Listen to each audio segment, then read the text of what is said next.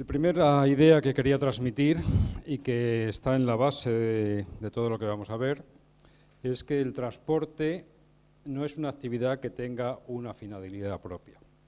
Y esto hace que las obras públicas relacionadas con el transporte y los medios de transporte, los servicios de transporte, lógicamente estén relacionados con la auténtica finalidad. Es decir, uno coge el coche, la diligencia, el caminar o lo que uno quiera, porque quiere llegar a un destino. Es decir, que siempre hay que atender, cuando miramos a nuestros servicios de transporte, cuando miramos a nuestras redes de transporte, no a las redes en sí mismas, sino qué conectan, porque precisamente las redes lo que nos llevan es a buscar esos destinos de una manera fácil, segura, confiable, etc. Vemos que en los inicios del transporte no hay infraestructuras de transporte. Es decir, lo que hay es necesidad de comunicarte y en todo caso hay que resolver problemas puntuales del paso de un río o de una zona portuaria donde hay que buscar una facilidad o resolver un problema puntual. Luego vemos que pasa a ser parte, luego quiero decir muchos años después, muchos siglos después, pasa a ser parte de la política de un Estado. Durante prácticamente 15 siglos era algo que solamente dependía del municipio o de los habitantes de una zona que tenían que resolver su problema. Llega un momento que es parte de la política de Estado. Hoy en día nadie se le ocurriría en una ciudad como Córdoba pensar que el municipio no tendría que ocuparse de que haya autobuses. Pero es que eso es lo que ha pasado durante prácticamente toda la historia. El transporte era algo que era un problema de cada persona. Llega un momento, y ahora nos parece normal, que sea el gobierno, del nivel que sea, el que se ocupe de prestar esos servicios de transporte y de que haya unas infraestructuras. Esto sale o se empieza a fijar bajo dominio real y se plantea la necesidad de que la corona pues se encargue de que haya las infraestructuras necesarias, los puertos, los puentes, las calzadas necesarias para que el territorio esté debidamente entendido. A partir del siglo XIX, esto que tenía un planteamiento de necesidad social, vamos a decir, o necesidad de gobierno, pasa a tener una dimensión económica.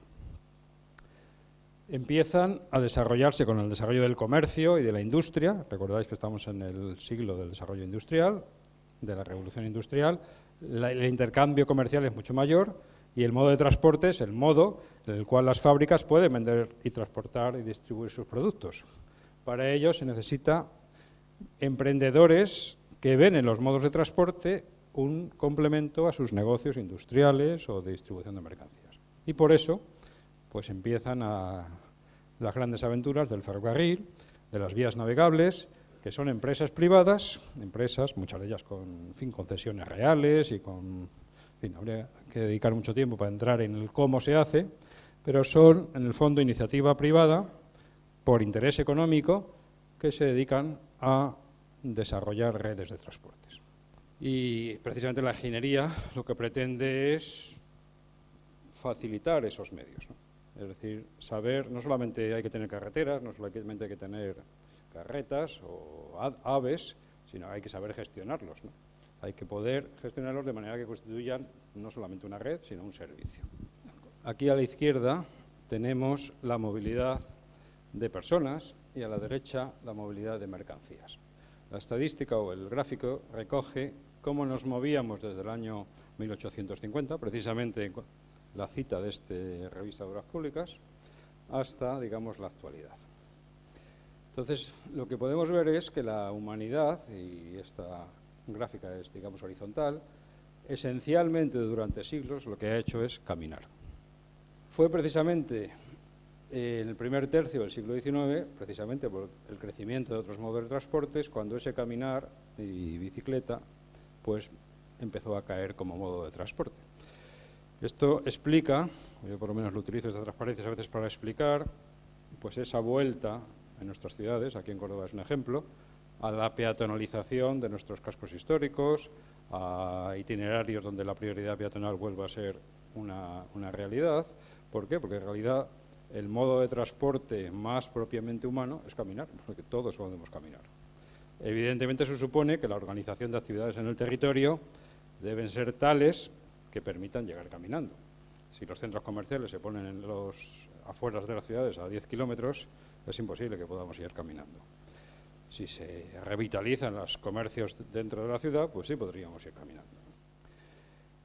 Ya en el siglo XX se introduce un concepto que es el de servicio público, que hasta entonces o hasta ahora no existía. Entonces ahora nos parece normal hablar de lo que he dicho antes, que los autobuses de Córdoba es un servicio público y por tanto el ayuntamiento tiene obligación de prestar ese servicio público porque es de interés general. Esto es algo muy reciente, es realmente casi de la primer tercio del siglo XX en algunos aspectos y mucho más tardío en otros aspectos. Entonces, eso supone considerar que el transporte es algo al que tienen derecho todos los ciudadanos de la sociedad. Anteriormente no era así, solamente aquellos que tenían comercios o tenían empresas para transportar productos, o la gente rica, la que viajaba en tren. Los pobres simplemente no viajaban, no es que viajaban de otro modo, es que no viajaban. Este cambio, que es yo creo una revolución del siglo XX, y es que el transporte es para todos quiero decir, los ricos, los pobres, y con unos precios que tienen que ser asequibles, y todo el mundo puede ir a su destino de su trabajo utilizando algún modo de transporte que no es suyo, sino que se lo presta, se lo aporta la sociedad, ya sea ayuntamiento, región, estado, lo que sea. Y por último, o finalmente, a final del siglo XIX se empieza a considerar las redes de transporte y, digamos, de alguna manera se cierra el ciclo como un modo de impulsar la actividad económica. Y eso te lo dicen todos, es decir, es que Cuenca está perdido, es que necesitamos el AVE, porque es que si no se hunde Cuenca, ¿no? Y la gran lucha porque el AVE pase por Cuenca y pare en Cuenca, porque efectivamente así podrán atraer turistas y volverá a revitalizarse la ciudad. Pongo un ejemplo, como otros muchos, ¿no? Pero efectivamente se empieza, es darle la vuelta, es decir, al principio nadie consideraba que el transporte tuviera una actividad económica asociada, luego son los empresarios los que empiezan a desarrollar para su negocio, y una vez que está establecido que la sociedad en su conjunto necesita redes de transporte, es otra vez los diversos entes que en su origen eran los que promovían las redes de transporte, los que demandan que el Estado, que esos servicios públicos estén en su ciudad, en su destino, porque así conseguirán tener una actividad económica suficiente. Por tanto, es un tiempo donde el transporte es una referencia permanente, y lo vemos en la prensa, ¿no? El centro comercial que está a 10 minutos, o en la autopista de no sé qué, o en la salida 37, es decir, inmediatamente te indican no los productos que venden, sino dónde está localizado en el territorio, para que vayas. Lo importante es la indicación de la red de transportes. El concepto que se está, no sé qué está, sino que ha aprobado la Unión Europea, es el concepto de servicio de interés general. ¿Y por qué se está dejando de utilizar el concepto de servicio público? Porque ha habido un sesgo, ayer mismo había un debate que oía en la tele, de que servicio público igual a prestación por empresa pública. Pero es lo que le damos el silogismo fácil. Entonces, es decir, servicio público lo que quiere decir es que el Estado, lo que he dicho antes, se responsabiliza de que haya un servicio. Quien lo preste, da igual, siempre y cuando se preste con las condiciones de servicio público, que no tengo tiempo aquí de detallar, pero que son 3, ¿no? ¿Y eso qué quiere decir? Que la Unión Europea, que está desregularizando muchos servicios de transporte en toda Europa, o que está promocionando la desregulación, es decir, que no haya tanto peso del Estado, y menos ahora en tiempo de crisis, lo que se está queriendo es enfatizar más en que hay que mantener esos servicios, entre comillas, públicos, o sea, de interés general, pero quien los preste es una cuestión que habrá que decidir en cada caso. En algún caso será una empresa pública que será lo más eficiente o lo que más interese o lo que decida el político de turno, y en otros casos será pues una empresa privada que la preste, pero siempre atendiendo a esos, digamos, requerimientos de servicio de interés general. Entonces, por eso digo que está en crisis el concepto de servicio público, porque de alguna manera en el fondo lo de siempre, que se ha utilizado mal. En el momento que una cosa dice servicio público, pues por ejemplo se está exigiendo, se ha exigido servicios de transporte a poblaciones que no tienen demanda, pero como servicio público tiene que haber, ¿no? Y tiene que haber con una regularidad.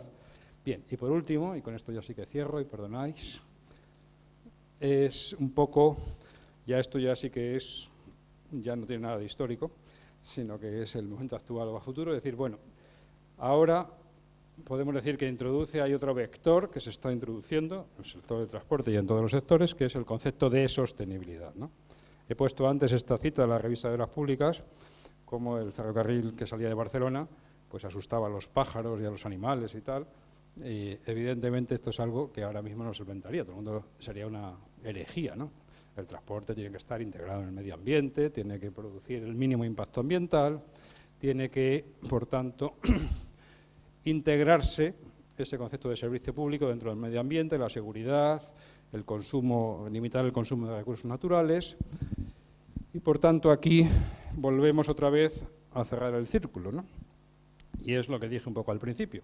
Es decir, se está reflexionando a nivel, digamos, tecnológico y a nivel también político, es decir, si tenemos que seguir con este deriva de crecimiento de la movilidad independientemente del modo de transporte. Y ya en las ciudades se está empezando a limitar la movilidad motorizada. ¿Por qué? Porque está produciendo problemas ambientales, accidentes, etcétera. El coche, que como habéis visto, hace menos de un siglo era visto como el gran elemento de modernidad y lo que iba a solucionar todos los problemas de todo el mundo, ahora el coche está siendo visto, el coche que se cargó al ferrocarril, que a su vez se cargaron a las vías navegables, pues está siendo visto ahora como un gran depredador de la calidad urbana y de la calidad ambiental, y por tanto vuelve otra vez a repensarse hasta qué punto algunos de esos modos de transportes que fueron de alguna manera puestos en segundo lugar o reducidos, como el ferrocarril o como las vías navegables, pues pueden aportar en un nicho de transportes pues unas ventajas positivas que no puede aportar el coche porque es, pues lógicamente, muy contaminante, produce accidentes, etcétera, cosa que los barcos pues no matan, no atropellan gente, etcétera, etcétera. Pero bueno, aquí me quedo con esta reflexión que ya no es histórica, sino más bien de cerrar un poco el ciclo que hemos querido comentar.